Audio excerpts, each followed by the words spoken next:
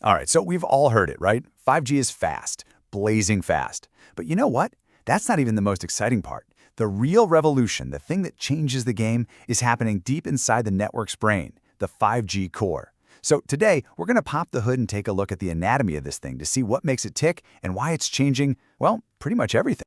So let's just ask it straight up. Why is 5G so much more than just a speed boost? I mean, yeah, we all love faster downloads, but if that's where you stop, you're missing the entire story. The real leap forward here isn't just about making the pipe bigger, it's about building a completely different kind of network. A smarter, way more flexible network built from the ground up for the future.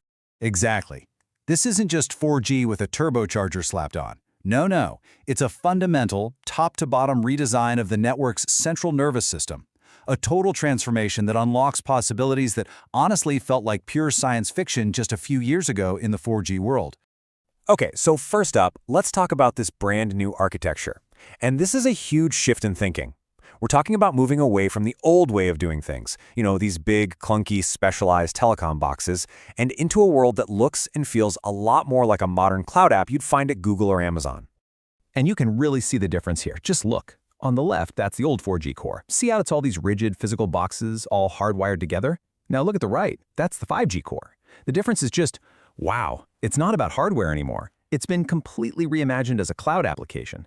It's built from all these tiny, flexible, independent pieces of software, we call them microservices, that you can update, swap out, and scale up or down whenever you need to. And this whole new design, this new way of thinking, it all hinges on one single, absolutely brilliant idea. It's the core principle, the foundation, that makes everything else we're about to talk about with 5G even possible. And here it is. It's all about separating the brain from the muscle. This is the absolute key. So the control plane, that's our brain. It handles all the smart stuff, the signaling, the decision-making, who gets to connect, all of that. Then you have the muscle, which is the user plane. Its job is simple. Do the heavy lifting. Move your data packets from A to B as fast as humanly possible. Now, in the 4G world, these two are all tangled up. In 5G, they are completely, cleanly separated. So you might be asking, okay, why is that separation such a big deal? Well, it's all about flexibility. It means you can put the brain, the centralized intelligence, in a nice, safe data center somewhere. But you can take the muscle, the raw performance, and push it right out to the edge of the network, super close to you and your devices. And that is the secret sauce for achieving both massive scale and that ultra-low latency everyone's so excited about. All right, so we've got the main principle down. Now let's get our scalpels out and actually dissect this new brain. We're going to meet the key components, the organs, if you like, that all work together to make the 5G core come alive. First up, we have the AMF. That stands for Access and Mobility Management Function. The easiest way to think about it, it's the network's gatekeeper. It's the bouncer at the door. When your phone wants to connect, the AMF is the first thing it talks to. It handles your registration, runs security checks, and keeps track of your connection even when you're moving around. Okay, next we have the SMF, the Session Management Function. So if the AMF is the gatekeeper that lets you in the club, the SMF is the one that sets you up with your table and your drinks. It's kind of like the session brain. Once you're in, the SMF establishes, manages, and eventually ends your data connection. This is the guy that gives your phone an IP address and says, all right, you're good to go, start browsing. And now let's talk about the muscle again. This is the UPF, the User Plane Function. This is the absolute workhorse of the system. While the AMF and SMF are busy making all the smart decisions, the UPF is just doing the grunt work. It's the one actually moving all your data, your Netflix streams, your game data, your web pages, from the cell tower to the internet and back again. All brawn, no brain. And of course, you can't have a network without rock-solid security.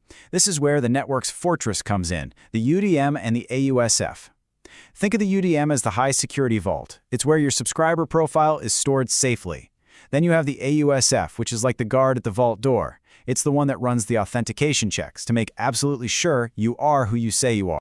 And last but not least in our tour of the organs, we have the PCF, the Policy Control Function.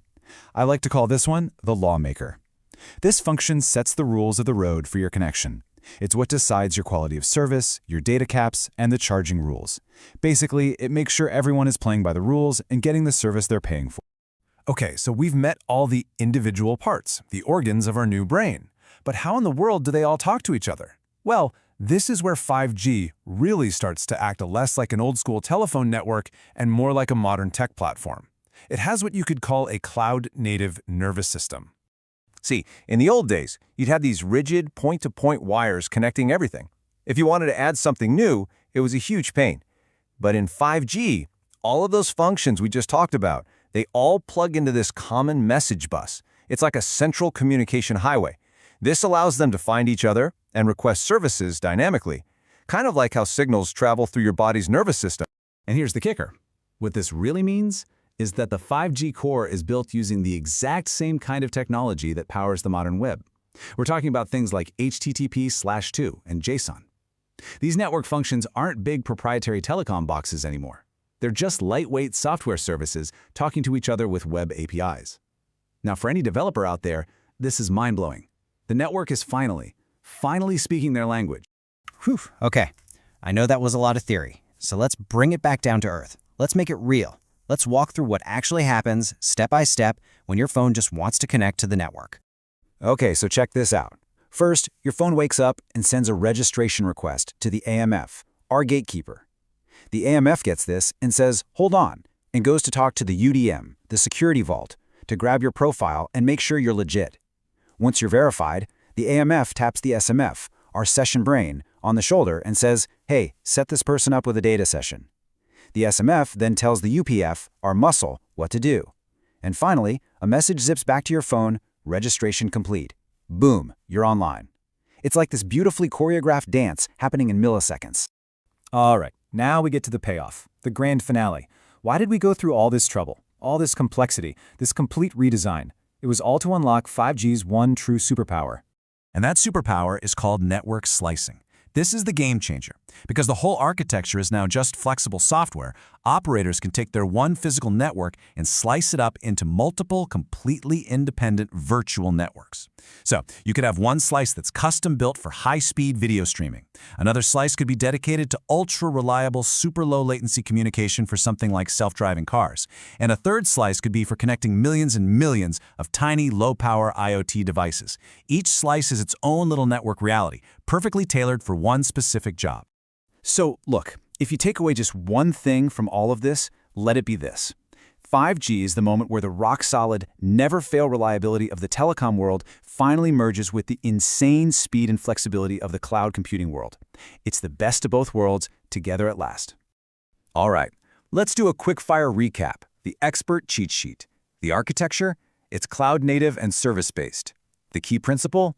Separating the brain from the muscle, always. The key functions to remember? AMF for access, SMF for sessions, and UPF for moving the data. How do they talk? Using modern web APIs, just like a website. And the ultimate key feature? That incredible superpower of network slicing, creating many networks out of one. So, if you need to sound like an expert at a dinner party, here's your one-sentence summary.